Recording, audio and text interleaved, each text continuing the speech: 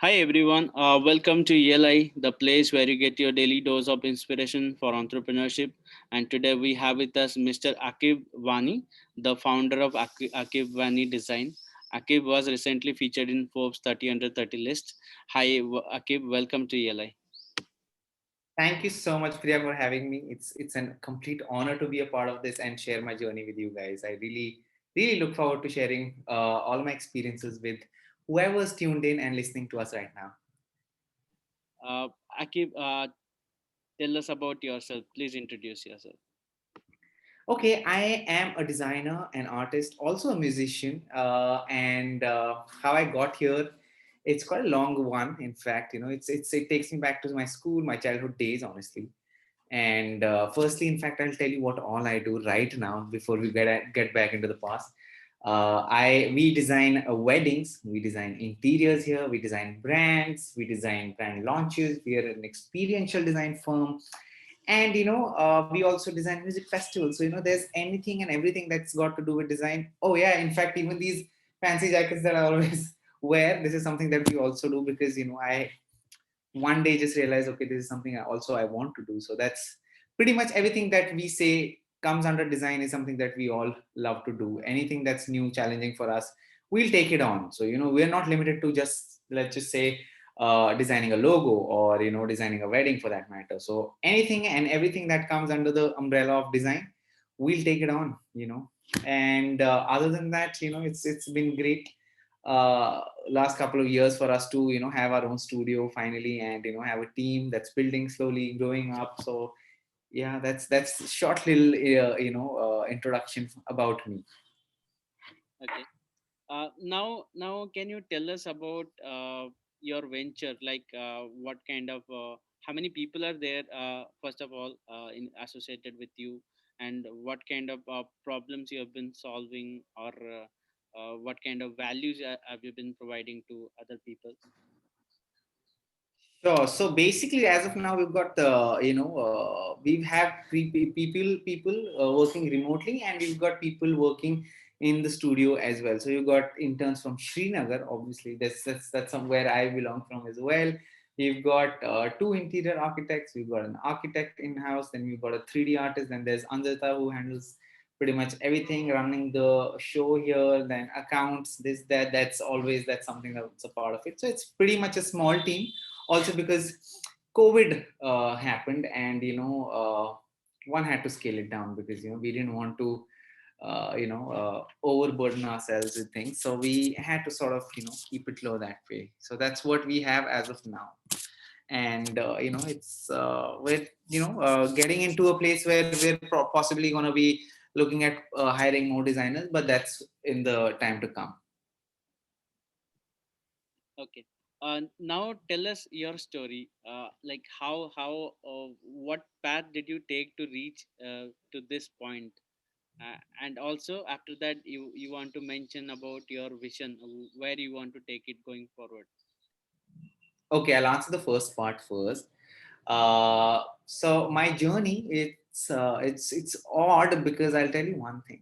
I'm a self-taught designer, right? So which means that I've had no formal education when it comes to design. I'm someone who's learned it on the go, and it's something that I have probably inherited early in my childhood days, because I used to like drawing, going to the art class and all of that. That was something that was always been a part of it. Then the other part of it was where my dad also plays an important role in this, because he had a business, he still has, which has which is basically exports of shawls and carpets, basically Kashmiri handicrafts. And which is very, that's something that as an art form is very intricate, right? It's something that I found very fascinating while growing up, looking at how detailed the pieces were, and having a chat with these artisans who weren't really educated enough, honestly. But then the pieces that they were creating were stunning, and that's when it hit me like, okay, uh, it's something that they have started doing on their own, and they have excelled in it. And you may have 20 opportunities on your plate, but how do you make the most of it is what I understood out of that entire situation at that point, right? And moving further, obviously, back in 10th and 11th standard is when I started getting into music, honestly, because I had a guitar lying at my home, and it was my brother's, and he uh, sort of lost touch with music. And then I was like, you know what, I'll pick it up. And that's when I realized, oh wow, I'm really enjoying this. So while growing up, creating things was something that I was very fascinated with. Anything to do with creation was something that I would always keep myself indulged. And I was the kind of kid who grew up to be doing things every now and then. Like I wouldn't sit idle. I wouldn't just flip channels on TV and just do any of that. Either I would be playing or creating things using Lego, those mechanic things that the toys that one had, dissecting old toys, doing all of that, creating paper planes. So all that was something that sort of shaped where I am today as well. Because right now also what I am doing is creating, because it's something that I've later realized that creating something is something that I truly, truly love. And coming to my, early music days, that's when I also realized, okay, studies isn't something that I really want to pursue, because I just felt like, I just want to do my own things. And soon enough, I mean, obviously, I was so taken back with the idea of studies that I failed in my 11th grade, right? And it was something that obviously came as a blow to me, because, you don't really expect that kind of things to happen to you, that, okay, you fail. And I was like, okay, fine, I'll repeat the class, doesn't matter. We'll take it positively. And to my luck, I failed again. So the same class, I was like, okay, oh God, not again. It's only because I wasn't interested in studies. It's as simple as that. And I was more interested in what's going other than that. So being a part of the music society in school, to being a part of making sets for the annual day in school. So I sort of never realized that this is something that's great as a career. But at the same time, while growing up, obviously you have this notion that everyone has to do, finish school, finish college, get a job, this and that. There's this mindset that everyone's sort of grown up with. And obviously having that as well as something that I also had, right? And in my head, that was probably the path that I had to take, but I sort of deviated in the middle. And even though while I knew, okay, that's the right path, but this is where my heart was, right? Creating things and making music, this and that. So I eventually went on, finished school somehow, went into a college, dropped out of college, got a job. And that's where all of this started for me, in fact. Then I got a job at a music magazine, and so on, so on. And then it's been 12 years of working continuously. I think 13 now, yes. 13 years of me constantly working since my teenage, and to coming here. So it's been it's been a good, fun, yet hectic, because everything had to be done on my own, because I didn't have anyone to tell me what to do. So there's that. Tell us what are the challenges you have faced during your journey from starting your job to starting your own venture. What are the different challenges you face as an entrepreneur or as a person as well to grow? I would say that since I am a self-taught, the only challenge was that, okay, figuring things out myself, right? Because while I had other colleagues or my peers who had a set knowledge, the book knowledge that you say that they had learned from colleges and any of these design schools, I didn't have any of that. So for me to build my own style or build my own vocabulary, it was something I had to work on myself. So I think while it was challenging, but it was something also that sort of shaped me as a designer, as an artist. Because I don't come from a certain school of thought, honestly. For me to, let's say, just design something, and if someone else is also given a same brief, I'd do it differently. Because for me, I have not come from that school of thought that, okay, these are the rules to design something and you have to go through that. So I have never really followed that path, honestly. And that's something I feel happy about now, because that sort of also sets me apart from what the conventional way of design is, and what everyone else is also doing. So I sort of also feel lucky that way, that this is, even if it was challenging for me, and yet having to come to a point where I am right now. I think it all played really well. So, Akib, you have been, you are an artist and you are also an entrepreneur. Can you tell us what is Right. the similarity between these two personas? Well, artist and an entrepreneur. Okay, I'll tell you there's a difference here. Okay, it's quite interesting. I'll tell you why. Because being a designer, an entrepreneur, you are there to provide solutions, right? And to, to cater to a client who has anything that he wants to get done. We are the ones who need to provide solutions, right? Whereas an artist, it's about their self-expression, right? This is where I see a lot of people, sort of mixing it up, and that's where things go haywire. I think that's where, one needs to understand you can't be an artist when, I mean, you're more than free to do it, honestly. But for me, this is what works for me, is what I've realized. If you try and be an artist into a client's work, then you're just pushing your own style, you're just pushing your own ideas into something, but you're ignoring the problem, you're ignoring that we need to come up with a solution, what the client needs.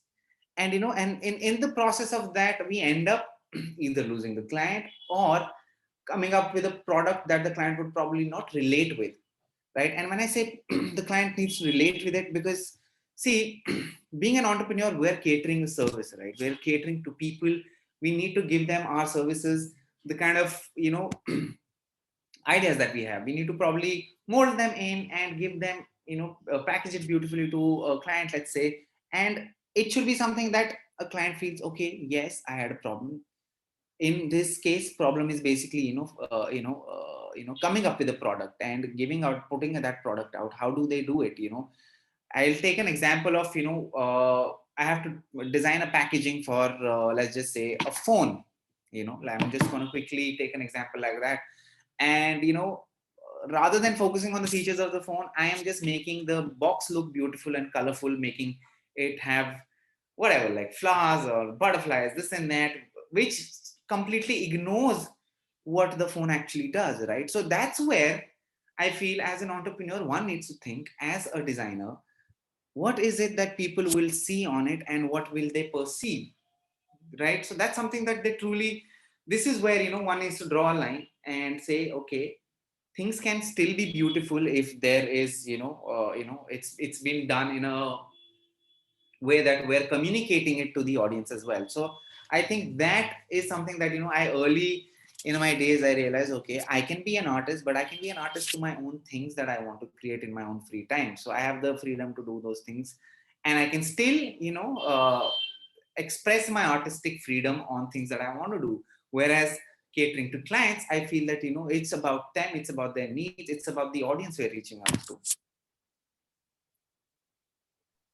Okay. So, Akib, artists and entrepreneurs are both very energetic personas, and being both entrepreneur and an artist, you are expected to be full of energy every time. In fact, I see you are very full of energy. However, there would be instances where you feel tired, restless, or not able to focus. How do you manage such situations? In such situations, I always reach out to my close people, honestly. And yes, it may seem like I'm full of energy and there's this, a ball of like full power electric shock coming out to you. But there are my time. I mean, there is a time where, I'll feel low as well. It's human nature. It's human tendency to feel like that. It's normal as well to feel low at times. Even this morning, I was feeling a little low. But then again, it's something that one has to cope with, I think. And over time, I've realized that, how do I fix this? And what I've realized that, okay, maybe if I speak to people who are close to me, for example, my friends, my family, pick that one person that you're speaking comfortable speaking to, and be it anything. I mean, you just need a good listener. And I sort of just open up about these things, and then I feel, okay, it's not the end of the world, just to sort of have that conversation. And it actually isn't the end of the world, is what you realize by the end of it, honestly. And that's all one needs to hear. And I have been getting a lot of calls and messages after getting featured for Forbes, and then I was like, people have been asking me that, okay, how did you do this and that? And for me to say, listen, you'll get there. It's only a matter of time. As long as your heart and your head is in the right place, there's nothing that's going to stop you, rather. So sure, there are low days for sure. Like I said, if you find your own people, speak to them, share what's in your head. It sort of helps. It sort of helps you to sort of get back on track, rather. That's what I feel. That what works for me. Speaking of Forbes 30 under 30, uh, of course, Forbes would have followed certain procedures to select candidates and come up with the list of 30 most impactful people. But what, as per you, ha- has made you get featured in that list? What is that inside you which stands out among everyone else? I think my ability to do all kinds of various things under the umbrella of design is what I feel made me probably, get onto it, because it's not a particular kind of work that I've been doing, right? For me, like I said, I like creating things, right? So it can't just be a kind of thing, right? I need to keep evolving as well. And that sort of shows through my work also, that I may have started with designing band logos, t-shirts and posters and all of that, but right now what I am also doing, even though I'm still doing, a part of me is still doing that because I truly love what I was doing then, also because it's creation of things. But over the years, I've also gotten into designing installations, designing homes, designing weddings, designing brand launches, for brands like Adidas. I've done artworks for brands like Levi's. I've made watch straps. I've made, brandings. I've designed installations, and I've designed music festivals. So, the list keeps on going that way. So even now, right, anyone comes to me saying, okay, we have this interesting project coming up, but you've not done this before, we've seen your work, and I'm like, it doesn't matter. All the more reason why we will do it, and all the more reason why we will make it look different. Because if you go to the conventional way of going to the same old a design studio who does that particular kind of work, they will give you the same kind of result. Whereas with us, what I feel the edge here is that, the kind of portfolio that we've built over the years, we sort of find ways to pick and choose things that we've learned in a particular project, probably use that knowledge here so that we create something that's different. So that sort of, I felt over the years, works. And that's something that possibly I feel that, the jury also thought that I am capable enough to be on this prestigious list. Akib, are you more of a designer or are you more of an entrepreneur? Well, I don't see a difference really, because like I said, being a designer here, we're catering to problems and solutions, right? And an entrepreneur is basically just doing that all day long, right? And from being a sales guy to a marketing guy to even figuring out accounts, for that matter, the base of it remains the same, right? That's something that I'm still doing, be it running my studio, speaking to my employees, the team, keeping them motivated at the same time, right? Even if that means that, forget, okay, we're a design studio, the base of it, the core of it, running a team, being a leader, that's something that remains. And even though it's a very creative field that we are in, we don't want to feel that, okay, it's all always going to be fun and this and that. There is always going to be work, and there is always going to be stress points. There's going to be time where we're running after deadlines, we're trying to meet the deadlines, and all of those need a balance. And it's something similar, how another entrepreneur would also do, right? So for me to say, what is there a difference, I'd say no, there isn't. And for us to say that this is what we do. Okay. Having said that, I would ask you about your definition of entrepreneurship. What is the meaning of entrepreneurship to you? Well, that's a tough one, really. I think, see, I've enjoyed all of this. No, like for me, what I've realized, if you like what you do, and it doesn't become like a job to you, right? It becomes something that you're enjoying doing. Then you don't feel like, early morning you're feeling miserable going to work. Then none of that happens really, right? For me, I've sort of been lucky to find that one thing that I love. Like they say, find something that you love and let it kill you. So this is a job that I've found, and I'm loving the fact that I'm getting killed by my lover, and lover in this case is the job that I have. And that's what I feel about being an entrepreneur.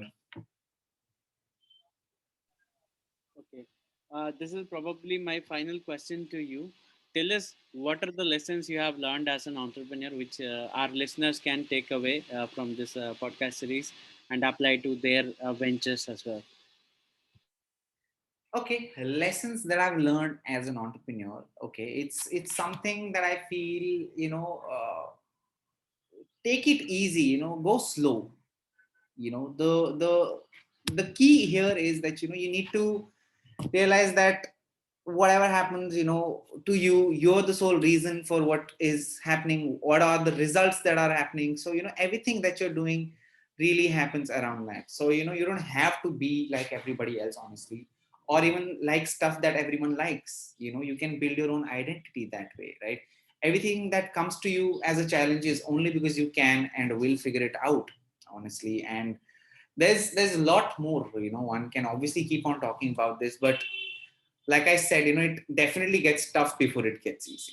It's as simple as that. And like I, 2 minutes back, I said, you're solely responsible for whatever happens to you. And if that's something that you realize early on, and it's great, then none of the excuses come in the picture. You don't blame people or your circumstances around you. Then okay, if a certain thing that happened, it's only because of me or something that I've done or something that happened in that process. So trying to reach places and wanting things before your time only and only puts you under unnecessary pressure, and which leads to further delays. So you want to work at things passionately and intimately, going over all details, and in fact till you reach your end product that way. So that's something that I feel, I had made a note of, something that I want to talk to you all about. So that's something I feel.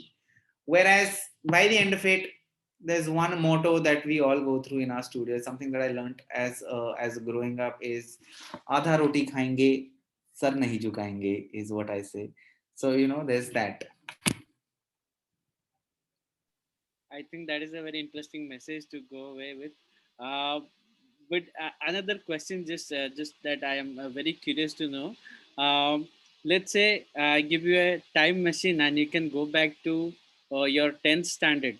Uh, how would you rather choose your life, understanding that your life has shaped up this way, and in future one day you'll be featured in Forbes. How what do you'd rather do instead of the usual path? I honestly, if I was to go back and give myself a message, I would just, not change any of this, honestly, because it's been such a great ride. And if there was a message that I would give my younger self, it would just to be, have faith and have a little bit of patience. Even though I have a lot of patience, I'm really patient with things. I'm really patient with anything, rather, be it people, be it work, be it anything. That's something that has happened, obviously. But early on, if you get that patience, I feel that's something that will set you apart. And that's something I wish I had a little bit more patience back then. So that's all. And obviously faith. Have faith. Things will work out. If your heart and mind is in the right place, it definitely will. Well, thanks for your patience with me and my questions. It was a pleasure to host you here at ELI. Thanks for your time, Akib, and our best wishes for your venture. Thank you so much, Priya Ranjan, for having me. It's been an absolute pleasure to be on this with you and share my experiences with anyone who's listening. Because for me, what I believe, like knowledge is there and it should be shared. Okay. Thank you. Thank you. Bye bye.